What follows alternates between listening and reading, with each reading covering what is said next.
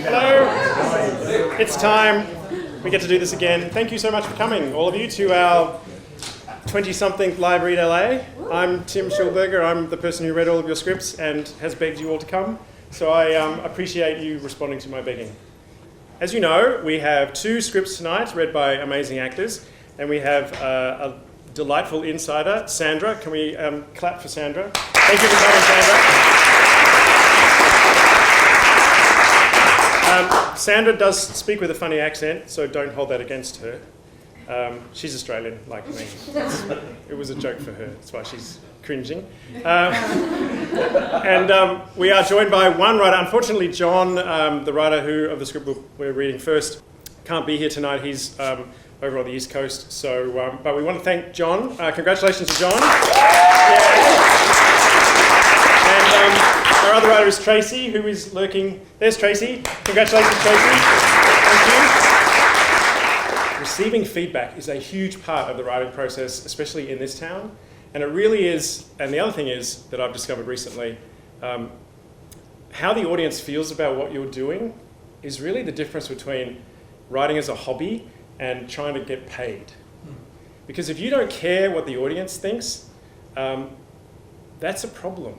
Now that is different from a studio executive telling you, everybody's buying romantic comedies right now, I really need you to write a romantic comedy, and it's got to involve a guy who fits this demographic and a girl, or not a girl, who fits that demographic. That's what you must write.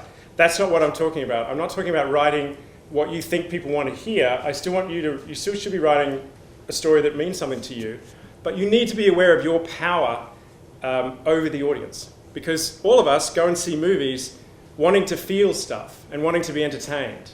And yet, I've read close to 300 scripts since June, and so many of them don't seem to pay much attention to what the audience is feeling or how they can connect to the audience. So they just seem to be writing something that they really think they need to write.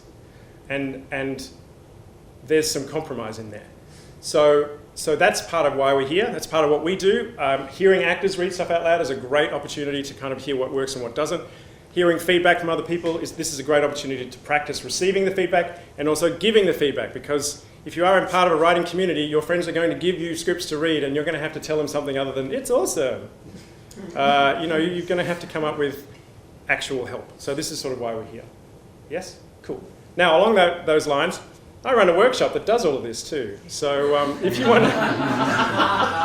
want to talk to me about doing that, we're starting up again in 2020, and we run for 6 weeks. We go on Wednesday nights at Raleigh Studios in Hollywood. Let's get going. So we're going to do IN-STEAD, which is John's script. So it's a comedy pilot, yes? A comedy pilot. Everybody ready? Ready. I'm ready. Here we go. Woo! IN-STEAD pilot, written by John Price. Yay! Yay! Teaser, exterior tropical beach day. We open on a beautiful, inviting tropical beach. The ocean is a crystal clear blue and palm trees gently sway in a light breeze. 2 people relax in wooden beach chairs, each sipping cocktails with purple umbrellas. The beach is otherwise completely empty. One of the sunbathers is Ryan Lark, late 20s, not too handsome, but confident and at ease. Next to Ryan sits Ellie Winslow, late 20s, self-assured with an air of mischief. Tell it again. That'll be the 3rd time today. So what? We have to relive our victories so the defeats don't feel so shitty. Fine. Okay. So... But tell it like an old grandpa, recounting a suspenseful story from World War II that probably never happened, but that makes him seem like a badass. Well, little lady... No, okay, didn't like that, me neither. All right, take 2. The year was sometime last week, and we were dressed in our finest Sunday best, which was the style at the time. I don't like this one anymore. Let's try, a celebrity of your choosing. I went into that office, and I told him I was gonna pump him up. That's an impression of an impression. Hans and Franz doing Earl. I still feel like it was close. Okay. Then tell it like the love of my life. That I can do. I need more cows, baby. I am currently rethinking every one of my life choices. Okay. I'll tell the story for real. If you value your life, you will. I was sitting at my desk, head down, doing my work like a good worker bee. So diligent. The diligentist. And then, out of nowhere, I hear, "Lark, get in here!" The call of the The beast. very same. Ryan stands up from his lounge chair. I stand up and start the long, slow march into the heart of darkness. I can feel the eyes of every single cubicle drone boring into my back. With every step, my heart beats a little faster. But you persisted. It wasn't easy. And yet... The door to my eternal destiny stood before me. I placed my hand on the silver handle. It felt hot. It turned, almost as if by itself. Ryan mimes holding his hand on a doorknob and then slowly turns it. Ellie scooches to the end of her lounge chair with anticipation. This is the best part. More cocktails, sir. A waiter has appeared next to them on the beach holding a tray with 2 beachy cocktails. Oh, sure, thanks. Ryan takes one of the drinks from the tray and hands it to Ellie, then takes the other for himself. The waiter waits, staring at Ryan. He leans forward, eager for Ryan to take a sip. Ryan takes a long draw from the straw. This is great. Thank you. The waiter is happy and nods before he turns and walks away. Okay, where was I? You were about to meet your destiny. Right, of course. There I was, on the precipice of greatness, when I... More cocktails, sir? Ryan flips his head around and the waiter is there again with 2 drinks atop his tray. But this time the waiter is dressed like a clown. We're okay, thanks. Oh, drinks! They make you strong. Ryan's mom has appeared next to the clown. Mom, you're not part of this story. You're dead. Oh, come on, honey. That doesn't mean that I can't enjoy a little company of my favorite son. Go on, please. Just go on some more.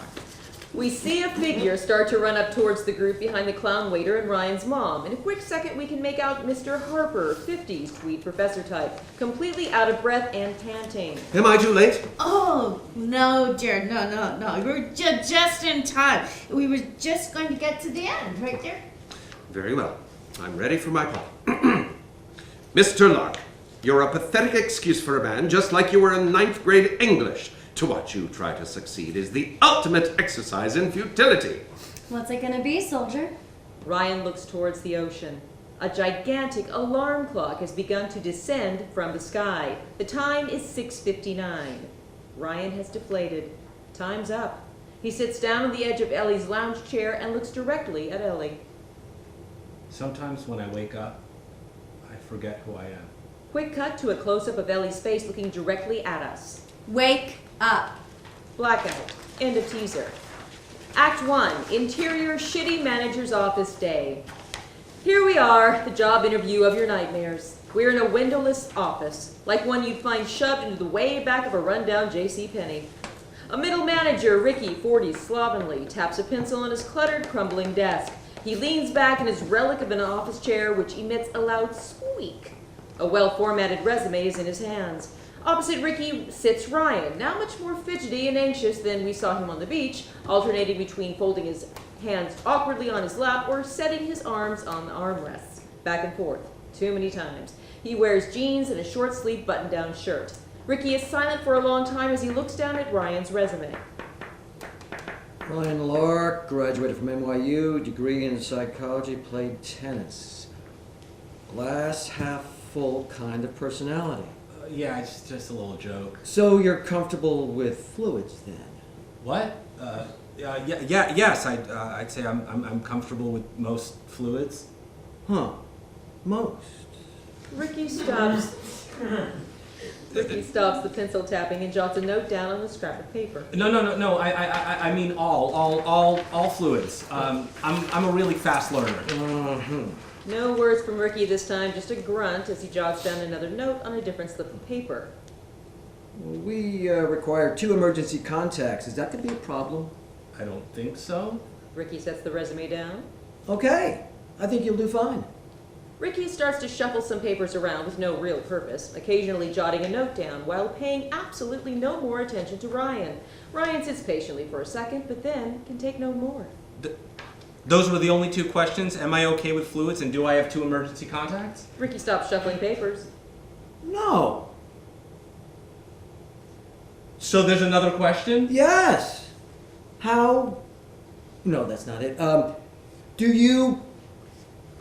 What are your past jobs? Let's see. My first job out of college, it was for... I'm going to stop you right there. Honestly, I have zero interest in what you're saying. Do you want the job or not? Ryan takes out his iPhone and starts scrolling through emails. I'm not exactly sure what this job even is. Tess at the agency just said it was in intimate customer relations. Right. First, you intimately take this phone. Ricky sets an old flip-style cell phone on the desk in front of Ryan. When it vibrates, that means you have an assignment. When you open your assignment, you will receive an address. You go to that address. When you arrive at the address, further instructions will be provided. Ricky turns his chair around and faces the wall. Congratulations and welcome to IN-STEAD. Exterior city street day. Ryan stands outside of an office building on a bustling city street, cell phone up to his head. It went fine and weird. I was uncomfortable. I just need this one to stick. I can't handle these one-day things anymore. Interior temp agency office, continuous phone call. We cut back and forth during this call. Brown. Everywhere there is brown. Brown chairs, brown carpet, brown desks. It's just really sad. Clumps of brown desks are segmented with light brown cubicle walls. Sitting at one of the desks in one of the cubicles is Tess Bartman, 50s. She's wearing a bright blue power suit. We have to get you back on the radar, kid. I mean, look, you're my MVP, but you've been gone for a year. All right, so let's just take this one job at a time. Besides, look, I've heard good things about IN-STEAD. It's IN-STEAD. I don't want to work at IN-BREAD. I don't know what to tell you. All right, they asked for you by name. I mean, they probably saw you in one of my PowerPoints. You know, they're very good. Anyways, let's see. You're the one that told me no jobs longer than 1 week, right? And look, that works for me. I mean, I've never met anybody with as general a set of skill set like you that you have. Like, you know, I need someone who's an adequate spreadsheet, but also someone who can kind of edit some video. I mean, you have a 10-year-old copy of Photoshop, want to upgrade it to a 5-year-old copy of Photoshop. Ryan Lark, that's your guy. I'll do it. But can you just find out a little bit about this company? Oh, it's so good to have you back, kid. Exterior city street, end phone call. Ryan hangs up, gets on his bike, and rides off. Interior Ryan's apartment day. Ryan enters, carrying his bike helmet in one hand and a large stack of mail in the other. He throws the helmet to the floor and starts sorting through the mail. Bill with big red letters. Not great. Ryan lives in the guest house of a pretty nice place. The guest house was also, at a time that isn't now, pretty nice. It's since been overtaken by a significant layer of filth. It's a one-room situation, but spacious. We see a bed in one corner across from a small kitchenette. There's a pool table in the center of the room, but it's a mess of empty fast food bags and wrappers. Piles of clothes fill corners in random spots throughout the interior. On one wall is an award. We see that it's a Generalist of the Year award from Fast Tense.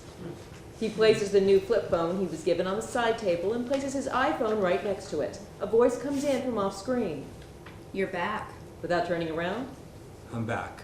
Jennifer, 20, stands in the doorway right on the threshold. Not quite inside, not quite outside. When? Yesterday, I guess. It's been a blur. I can imagine. A lot can happen in a year. Can it? I just remember a lot of meetings and a lot of pills. How do you feel? Ryan ignores the question and half-heartedly tidies up. He picks up a shirt from one pile, holds it for a second, then throws it on another pile. Jennifer walks inside, still hovering near the door. Look, I know we didn't get a chance to say goodbye. Didn't get a chance. Are we remembering the same conversation? Let's go to the transcript. Ryan mocks, holding up his court stenographer's notes. Me. Hey, girlfriend of several years. I'm going away for a while, and it'd be great to see you before I go. You. Oh, gee, well, I'm real busy, but I'll come visit. Me. It's not that kind of place. You. Bye. That's not fair. You're right. It's not fair having a broken brain. I should go. I'm glad you're home. Jennifer turns to leave. Wait, I'm sorry. Ryan walks to Jennifer. It's been a lot. Big surprise, but there wasn't much of a parade in my honor. You know, they say it takes convicts several months to readjust to normal life.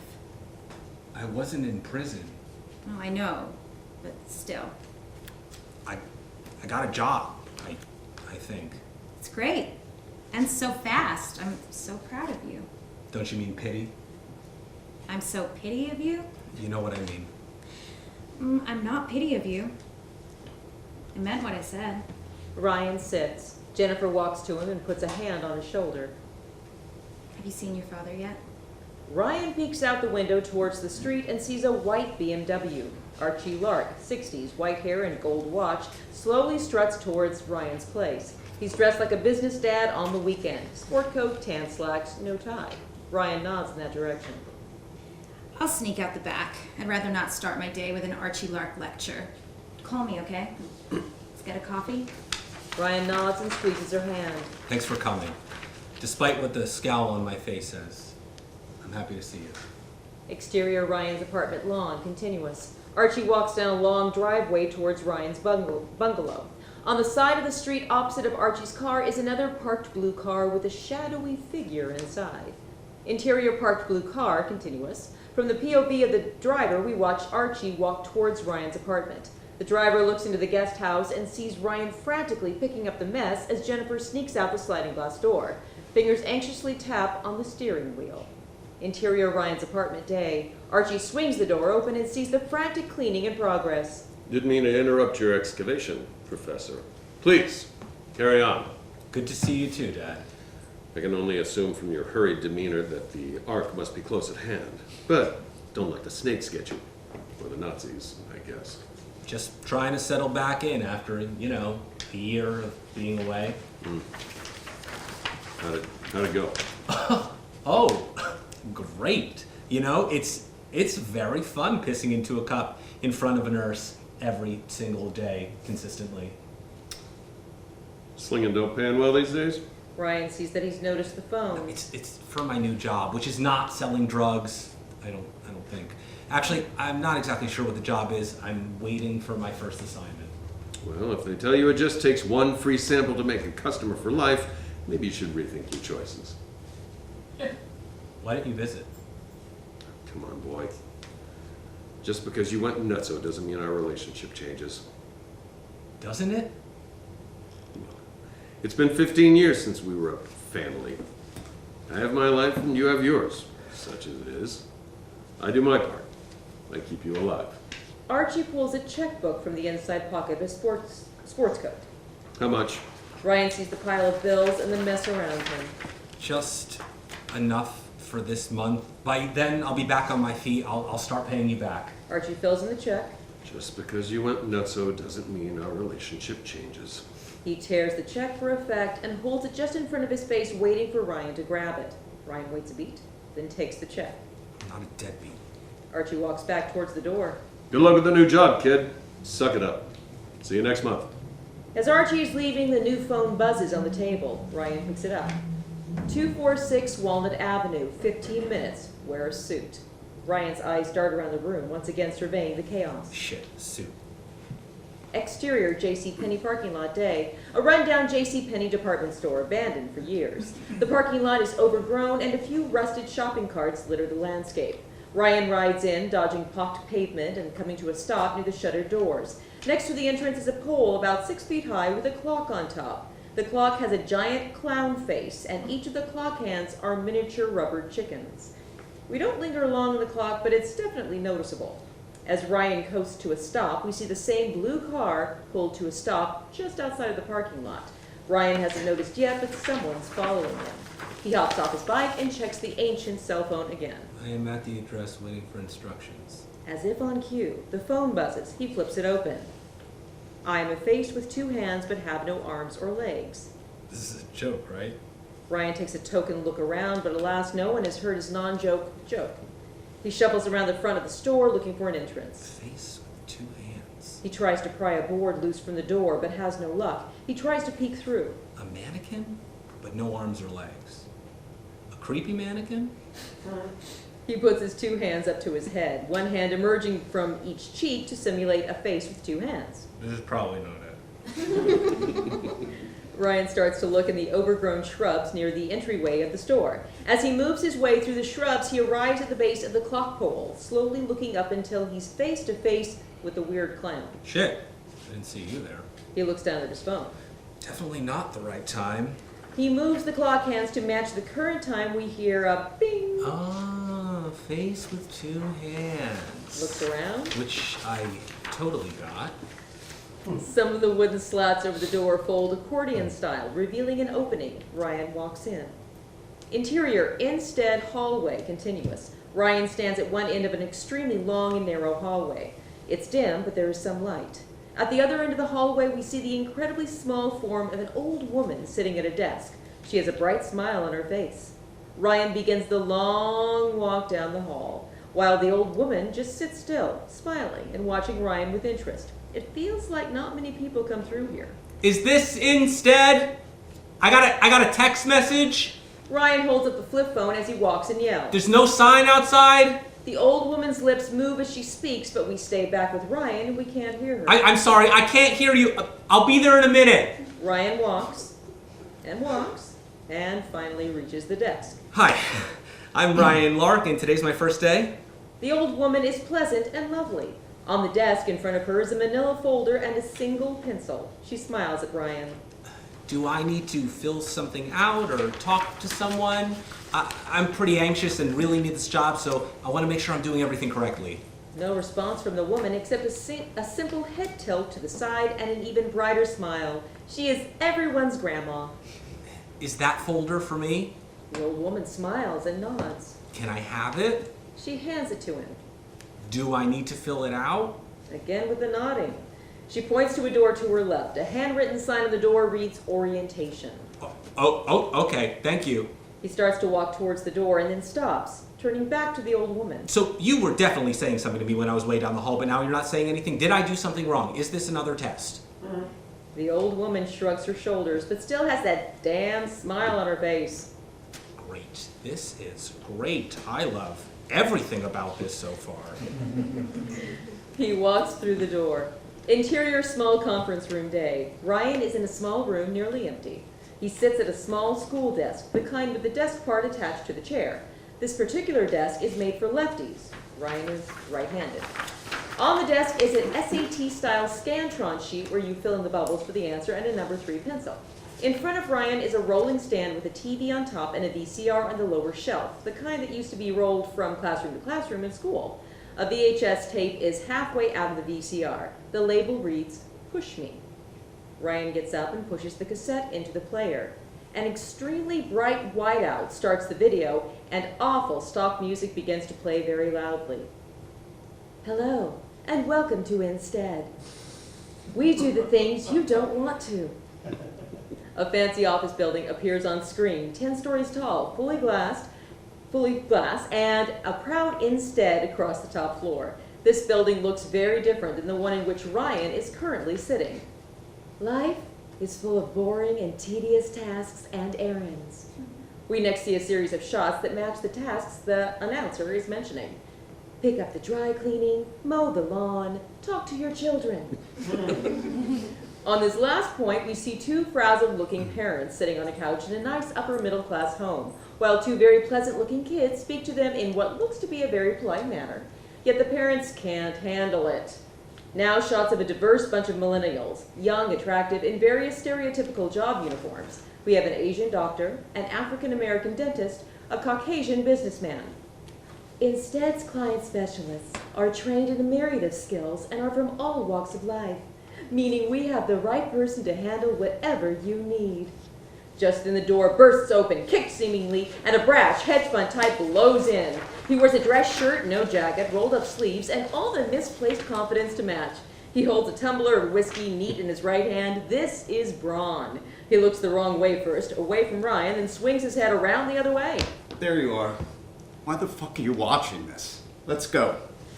Braun pushes the TV off the top shelf of the cart, and it crashes to the floor, sending sparks flying. Ryan snaps his head up to Braun, then down to the TV, then back to Braun. What the fuck is happening? Braun turns and leaves the room in exactly the same way as he entered, hurried but with a confident flourish. Ryan sits, completely unsure of what to do. His face shows his uncertainty. Braun immediately comes back in. Right. Sorry. I'm Braun, I'm the CEO, blah, blah, fuck you. Please come with me. I'll give you the tour. Ryan slowly gets up, holding the Scantron sheet. He meekly tries to hand it to Braun. Braun takes it and stares at it for a moment, then takes a swig of whiskey. Oh, right. Training. He places the sheet on the desk, putting the drink down. He grabs the pencil and starts to fill in some bubbles. I hadn't gotten to the quiz part of that video yet. Lark, listen to me. The only thing you need to worry about in life is the quiz part. Life is 100% quiz part. If you're not constantly quizzing and being quizzed, then you're missing the entire fucking point. Is that part of the quiz? Braun holds up the sheet, and the bubbles he filled in creates a hand holding up a middle finger. A+. Now come the fuck with me. Interior IN-STEAD access hallway day. Ryan and Braun walk through a long hallway, the kind of hallway that connects two subway stations underground. So, Brian Lark, tell me about yourself. Well, I graduated from... No! No, I don't care what you've done. I want to know about you. What are your hopes and dreams? What drives you? Well, I think... Oh, God, I'll go first. All right. My name is Braun Robards, and one day I hope to kill a lion. I mean, I want to kill a real motherfucking lion. Look, I know that's not a great thing to admit, and honestly, I like lions, and don't really want one to die by my hands, but if there was a situation where it was me or that lion, and I had absolutely no choice, I don't think I would have a problem choking that fucking lion to death. Does that make sense to you? I guess it does. Braun continues walking, and Ryan follows. Yeah, I think so too. Thanks, Ryan. I really appreciate your perspective. Your turn. Honestly, I think I just really want something, you know? I grew up with this kid, Zach. And from when we were 6 years old, Zach always knew he wanted to be a doctor. All the kids in our neighborhood would be playing baseball or video games, and he'd be up in his room reading medical textbooks. We made fun of him constantly. But now I realize that the whole time I just wanted to have that same absolute certainty that I had figured out my entire life. So did he do it? Did he become a doctor? No, he killed his entire family one day before school and I was in prison. Braun stops again and has a moment. One where you look towards the sky and take it all in. He takes a long drink from his glass. I'm sorry, that was a terrible story to tell you, and it wasn't even really about me. Wrong.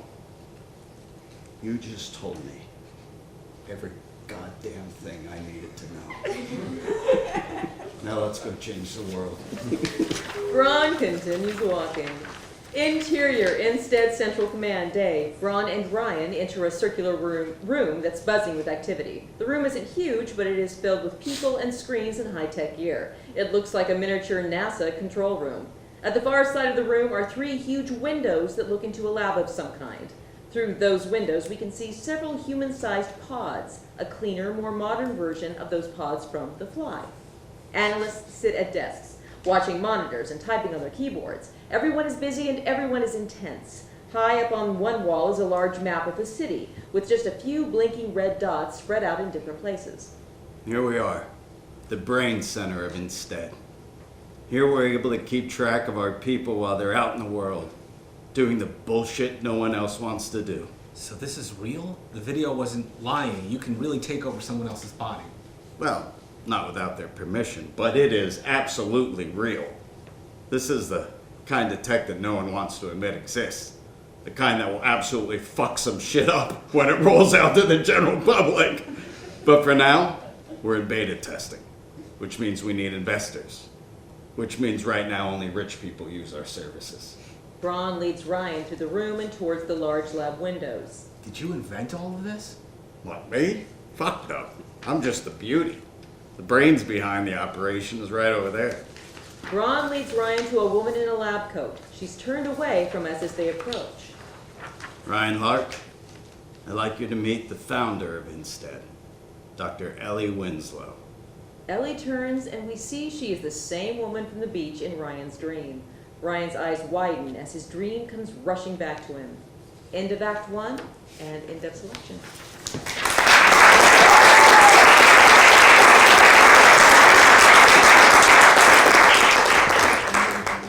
I don't know, where should we pretend John is? Right over there? Hello, John. Oh, there's John's wife is right below, so we can be looking at both. Do you want to go first, or do you want me to? Why don't you go first, because I'm mostly nervous about John not being here and not being able to talk to him. Okay, we'll just talk at him. Yes. Well, for me, well, obviously I picked it. I think, well, overall, 24 pages, and we're only at the end of Act 1, so it's too long, is my early note, especially the dream sequence at the beginning. I think the dream sequence doesn't add a great deal to anything, especially if all we want to do is understand that John has a dream about Ryan has a dream about the love of his life, who's Ellie, who then comes back at the end of Act 1. That could be over really fast. I should look, you're nodding, you're familiar with this script. So I really feel airing it out is a really good opportunity to kind of hear how long it took and what it achieved. One thing I preach is that every scene in, and you can disagree, obviously. And you can disagree with me when I talk. Sure. Yeah. No, I won't do that. Are you kidding me? Every scene should be contributing either, and pilots are really hard too, but every scene should be either contributing something to story or revealing something that we don't know about character.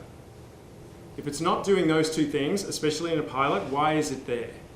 And it needs to really justify its existence. So the dream sequence, for example, you sit down and say, okay, I want a dream sequence, I want to establish that I'm funny, that this is the tone of the show, I want to establish Ryan and his dream girl, and that everything is fucked. And that's in his life. And that's sort of what I took away from that dream sequence. So that could be done in a really quick time, a lot quicker. And then, because then after that, the tone sort of shuffled in and out. Like the scene with, everything to do with IN-STEAD was funny, everything to do with Ryan's life was sad. I kind of like that. I mean, I'm a big fan of Fleabag and those kind of shows. So I love the idea of laughs and real emotion, and I really like the idea that Ryan is someone who's been away, and we're not 100% sure where he's been. I feel it's weird that it was a year.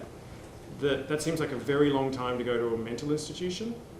I just does. I mean, especially nowadays, because I don't have a lot of mental institutions anymore, so they don't kind of just ship people off for a year.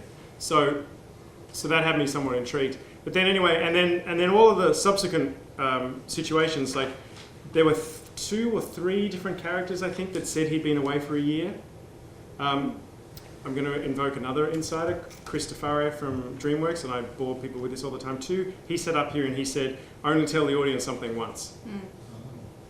We're pretty quick. And so I felt that the conversations that Ryan was having with his ex-girlfriend and his dad were almost identical. And it would have been nice if they had given us a different spin of their relationship with Ryan, or something new about Ryan, or something new about his situation. They're both really interesting characters and really interesting relationships, and I think that they both present really great opportunities to further cement your tone or what you're doing, and how deep you're digging into Ryan's character, which I would encourage more, because I really like that I like who he is, and I think that he's been through some stuff, and I am kind of rooting for him. And then finally, because I'll shut up, just the juxtaposition between the sort of absurdity of IN-STEAD and the sort of grinding, the much more kind of real of his life, I wasn't quite sure what the tone of the show is going to be. Are we going to be sort of absurdist, or are we kind of grounded? It was a bit unsure. Now, I'll give you laughs and tears. That is more of a harder sell. So,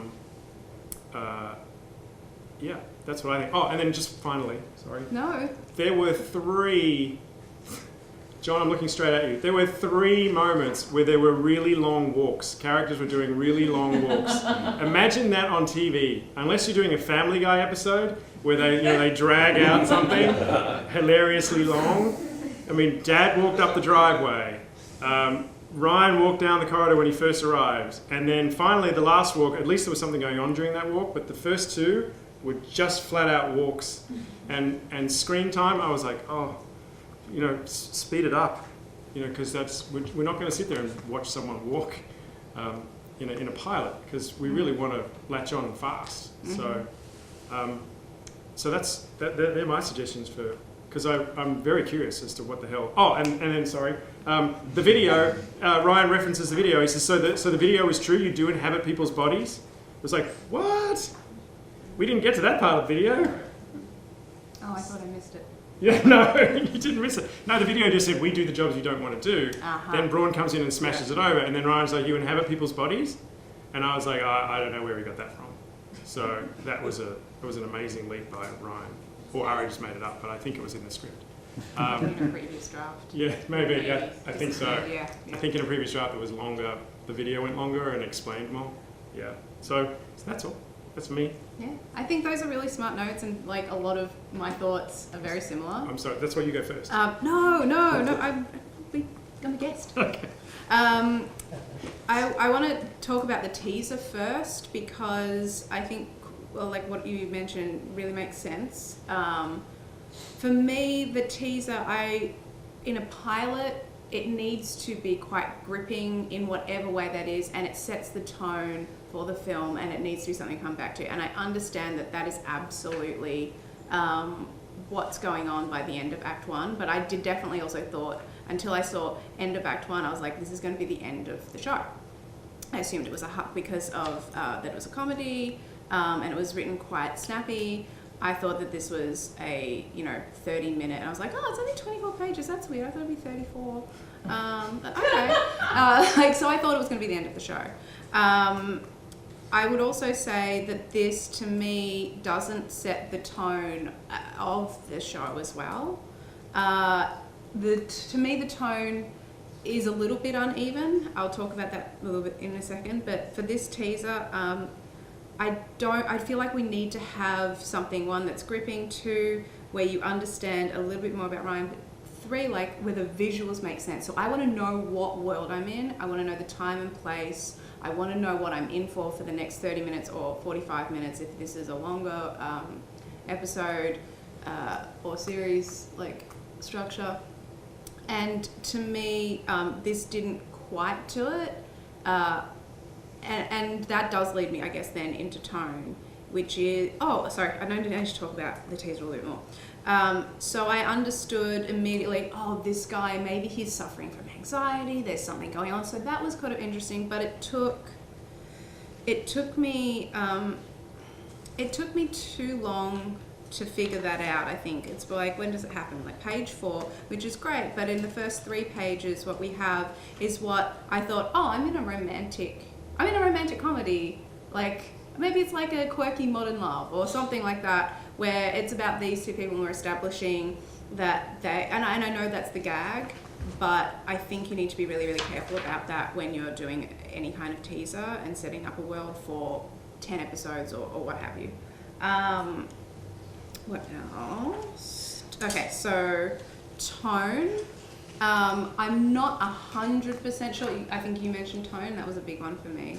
I'm not 100% sure what this is. There are some really funny moments. Like for me, my favorite part was Braun and Ryan having their interaction. Braun was such a fantastic character, and it was a great performance. There you go. It was fantastic. But I think like if that's maybe the heart of the show, and having that absurdity and sort of quirkiness, is it a little bit Charlie Kaufman-esque? Like if that's sort of the tone of it, then maybe open up on that and really play into it and make that your place, and make that clear to us, like, come and enjoy this ride.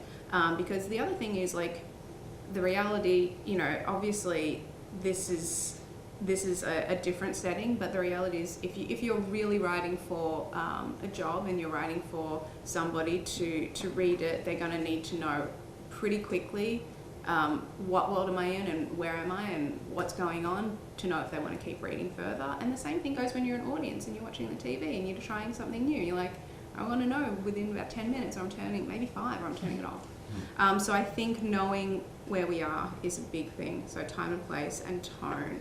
And nailing down the tone, because I think we've got 3 things kind of going on at the moment. Yeah, but that would be my choice, is to hammer in on that kind of aspect of it.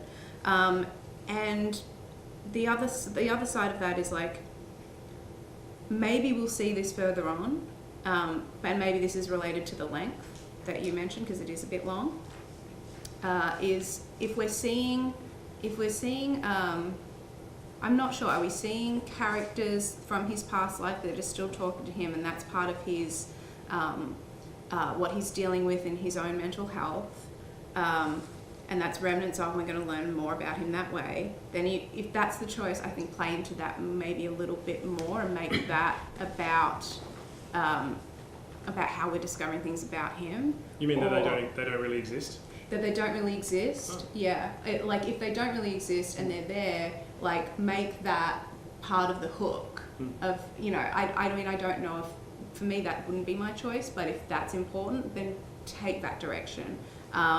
And there's another direction, which is what these pods are, and the start, which I see is now going to have a payoff, which is great, but it took, again, it's a little bit long. But that almost feels, I'm like, is there a sci-fi tone to this? So how do I place this in my mind? Is it is it a genre? Is it a sci-fi? Is it, where am I? And I want to know those things, because, like, that's part of our marketing strategy, and I think just as an audience you feel more grounded in knowing where you are. And you can disagree with me. I don't disagree with you. Okay. No, but it's interesting. A lot of the insiders we've had lately, and I've shifted too since I've started this, is I used to be one of those writers who shrugged off the first 10 pages. People were like, the first 10 pages are really important, and I'm running a whole seminar on it. And I was like, pfft. And then I sit here, and now that I'm doing a lot more reading, you have to realise that those first 10 pages are a part of a pile that most of the people reading your script, they have another 40 scripts that they have to be reading, at least 40. So if those first 10 pages don't give them a reason to keep reading, they'll just stop. Because you're not isolated. I used to think my script was alone and, you know, being read by them, and it's like, no, they're like, they want it to be good, they want to be engaged, but after 10 pages, if they're struggling, they know they have a whole bunch of other scripts to read.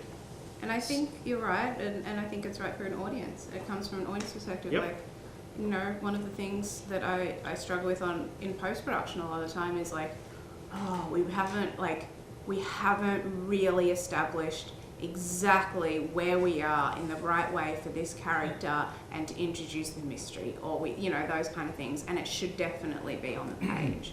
You know. So anyway. Then auteurs will tell you they need the 45 minutes in there, and then they'll pay it off at the end. Shut up. So, you said that, no? Yeah. What is it? I thought Ryan was a really cool character and really funny. It took me a long time to get to know who he is a little bit. I wanted to just know a little bit faster, because I have seen the guy who's a little bit down on his luck and his life sucks and it's boring, and I think there were too many, and I think this is to your point, there were too many similar conversations where we weren't getting new information, and that could have moved a lot faster. And I think the same goes for what the mystery of the show is going to be and what the direction of the show is going to be. Time and The other place, thing, I'm just filling in while you're looking. The other thing too is he didn't make a lot of his own decisions too. Which again presents opportunities. Whenever your character makes a decision, he's revealing, or she is revealing, something about who they are and the choices they're making. So if you don't give your character choice, we lose an opportunity to learn more about them. Yeah, So, and a lot of this, there's this scene with Tess and didn't learn a lot other than. No, I Yeah. agree with you. I don't think the test scene delivered a lot. Yeah. Especially when you're trying to cut and you can do other things instead. Even though the Yeah. performance was excellent. Yeah. All the performances were excellent. Yeah, they really were. What have I written here? Job. Generalist of the year. I think we play on the idea of everything being general and a bit same for a bit long, and then I'm like, oh, I'm in like one of those films, like a Kaufman film that's gonna like come out and deliver, but we took a different direction. But I kind of liked the pods direction. I thought that was kind of Yeah. weird. It I was want to really know more cool. about that. I would definitely want to know more about that. And can I hire that? Because that'd be awesome. Oh, why was Jennifer there? So Jennifer is The X. the ex, and I thought it was her apartment as well or something, and he'd returned, but she was just there. Yes. It feels like if he had called her to say, come see me, then this conversation feels very strange. Yeah, but if she had turned up, she needs a reason, I think, for being there. I'm not sure what it is. It feels odd that she would just turn up. She needs to get her sweater that she's been wearing a year. She's checking the mail. Maybe she checks the mail every week. But that could be it. Yeah. Really, that's why you're here? I wanted a bit more. I think I bought, because like Braun was so weird. I think I bought that the introduction to the space and like how this all came about was super mysterious, and obviously there's like this not okay research that's been going on, and but I guess I kind of wanted a little bit more to explain why he had to go through such odd steps of like solving the riddles and solving the puzzles. I mean, I kind of buy it, but I think there's more fun to be had and more you can do. Not totally sure. Yep, so I talked about that. Oh, and I think there's so much cool stuff. Like, it's seated there really nicely. There's a lot of cool stuff to be done with him as an unreliable narrator. And, you know, so I think you can choose one of those directions, and whether it is whether it's him that is blurring the, you know, reality, or whether it is these pods that are blurring the reality or playing with that. I think there's a lot of opportunity there, and I think you can punch that up a little bit earlier or take it further. I don't know what. Yep, talk about. I think that's it. All right. Yeah. That's good. Yeah. Oh wait, sorry. I lied. I think I want to understand also, back to the word tone, of the visual tone a bit more. So there were some of it was, and I don't think it's just because we're here though, like maybe that skewed my view a little bit, but some of it felt like it read a little bit like a play, and that's okay for television once you're a few episodes in and everybody knows the world, but when you're in a pilot, not so much. So you definitely, I think, need to have, to be relying on the visuals a little bit more, because there was a lot of people having conversations in a boring room. And it wasn't until we got to the Braun side of it all that it was really opening up in an exciting world to be in. Because there's a lot of competition in TV, right? And we want to be, and it doesn't have to be whiz-bang exciting, it just has to be intriguing. So I would say use the visuals that are in here. Some of them really are. Yeah. Excellent. Thank you. Anyone have any other thoughts now that we've... Can I ask? I just have two questions. Sure. So the first, well, I guess I would love to know at some point just like what the strength was and why you selected it, but we can like come back to that. But in terms John of, paid me. Yeah, love it. That's really got me too, so it works out. Anybody wants to be selected, just slip. Yeah, so... No, well, I can tell you what, I mean, Ryan's a great character, and I love the idea that I didn't know what was going on, and I love the idea that he has mental health issues, and that he seemed like he was someone who was genuinely struggling, and that he was taking something that was potentially going to be awful for him, and yet he didn't really have it. So I bought who Ryan was, and I thought that there were enough jokes in there that it was like he's a character who had a lot of range to him and and some depth, and as I have bored you all already today, very much about showing us character depth and showing us, these people who are not just general characters that you see on TV. I read a lot of those characters who are just sort of space occupiers, whereas he had a history, he had a past, and it wasn't fully revealed. Like, I don't know why he went, I don't know what's going on. So that was intriguing to me. I also thought it was funny and abstract and bizarre and unusual and has real potential to be quite unique. Thank you. And then my only other question was, so the juxtaposition, like the tonal contrast that you're talking about. I love using that word. It's just, well, so it's hyper intentional, right? Because like, as you addressed, like it's mental health and it's like personality disorders and identity crises. And like, that is literally the purpose, is that like, existing in that space is a tonal roller coaster. And so that's why it's like it's all brown, right? And like it's all weird. Like the dream is like so ridiculously hyper dreamlike, and the brown in the room is like so ridiculously brown, like, and so it's like jumping between those universes is what it's like to have like a multiple personality sort of challenge. And so in a way, I mean, I agree, I think it could be done differently, but I do know that that's semi-intentional, and so I'd love to know, like I kind of think of like something that's Legion-esque, right? Like what is there an example of that being done and portrayed in a way that you think still allows for that like hyper contrast, but also gives sort of some tonal continuity that you're looking for? I think because flattening it out wouldn't work. No, Yeah. you shouldn't. Definitely shouldn't flatten it out. I think part of it is understanding. Like people in my job love to be able to. We want to pitch it to buyers all the time. So we love saying, like, being able to identify a genre, even if it's crossed, right? And at the moment, there has elements from so many. So I do think there is strength in what you're talking about the, different scenes having all these crazy juxtapositions. I think you show them visually. I think you make it feel, you can still make it feel like a cohesive show where you have the juxtapositions. Like, I can't think of what it is, but I have in my mind, I'm like, I've seen something where it's like a comedy, okay, have you watched Modern Love? Yeah. Did you watch the Anne Hathaway one? Yes. So I think, you can see that is cohesive as a standalone within a thing that has its own tone as well. They all have a very similar tone, but she has like 1 minute, sun is shining, and it's not as simple as that, but like, once it's a musical, and then it's a drama, and then it's like a bit urban on the street, like of New York, not urban because it's probably the Upper West Side or something, but like, you know what I mean? So I think there are ways that you can absolutely do that and play with genres within something that's cohesive.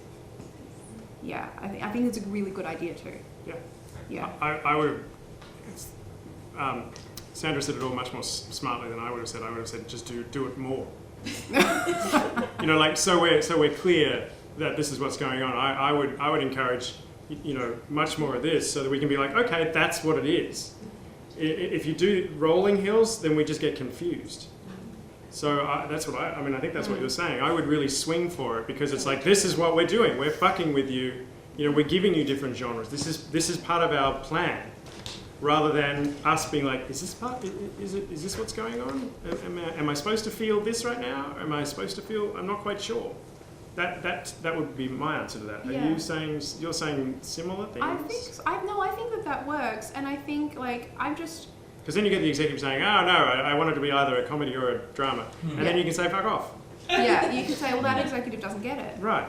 I think that there's cheats that can happen, like even sometimes at the start, how you see like when it's in italics, they're speaking in Spanish, or when it's in italics, they're singing and it's a musical, and you can have that like even in the like not in the action line, but probably not part of your song line, but somewhere in there is like strangely the world all looks super blue, and that will set like, oh, we've shifted, and then strangely everybody is singing.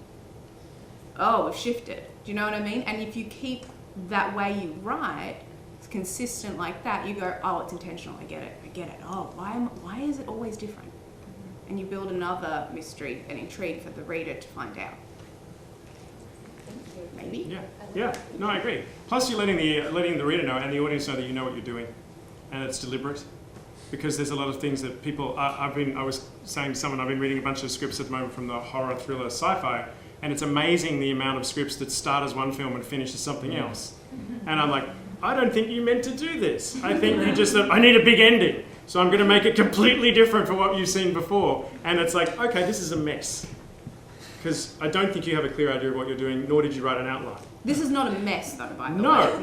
No, Not yours. No, just talking around the topic. Yeah. So it's all about showing the reader and the audience that you have command. Whatever that command is, just make it really obvious that you have command. And cut the first 12 pages down to about 3 or 4. Yeah. We could have done that in like 3 seconds. It took us 20 minutes. Done. Yeah. Show command and be shorter. Does anybody have anything else, or are you just like numb now? Yes. I felt like the momentum of the pages that we heard was a little disjointed, in so much that there was very little through line. You know, like if there had been left-handed desks on the beach, you know, that's weird and that's abstract, but we see left-handed desks in the classroom space later, along with the girl that is apparently his dream girl that he lost at some point or has not met yet. That is not clear. But if that through line of like, this is weird, but it's in a theme and it's taking us somewhere, like I could be wrong, but I don't think we actually hear that he's going to work for or apply for IN-STEAD until he's already there. Till was at the job interview with Ricky. The job interview. I think we started. We saw the job interview with Ricky. Yeah, we started this with the job interview. Yeah. I think that's really smart, because I think it comes back to what you said, is like he's quite passive and he doesn't have, in a lot of cases, and he doesn't have a lot of direction, which I know makes sense for the character as he's set up, because he's still figuring his way, but you've got to find ways around it. One of the things you said is something that I forgot to mention, which is rhythm. And the pacing. And the pacing is a little off, but I think you'll fix it greatly by taking the first 12 pages down to 4. There's a theme there. I'm in. And it's actually kind of along the same line, but in a lot of the visuals and in a lot of the action lines, like I'm a huge fan of like ultra specific visuals, particularly if they illuminate character, if they illuminate setting, if they illuminate decision making. There was so much of this in these 24 pages. Well, one, that I think that can help with cutting down on pages, but also I found I was like, oh yeah, this is going to be very much like Brazil, but I was again looking for some kind of through line in the visual so I could understand even whose perspective I'm in, and even if we're in a perspective of someone who is working through DID or is coming from that kind of perspective, I still feel like there should be some kind of grounding element. Like even if you're going to go for something like Brazil, it's like Brazil always has pipes, Brazil always has people running through, you know, like what is carrying us from scene to scene to scene so that we know that we're in the perspective of Ryan, who's supposed to be our hero. Oh, my head started spinning. Yes, you sir. I wanted to see Braun on like page 5.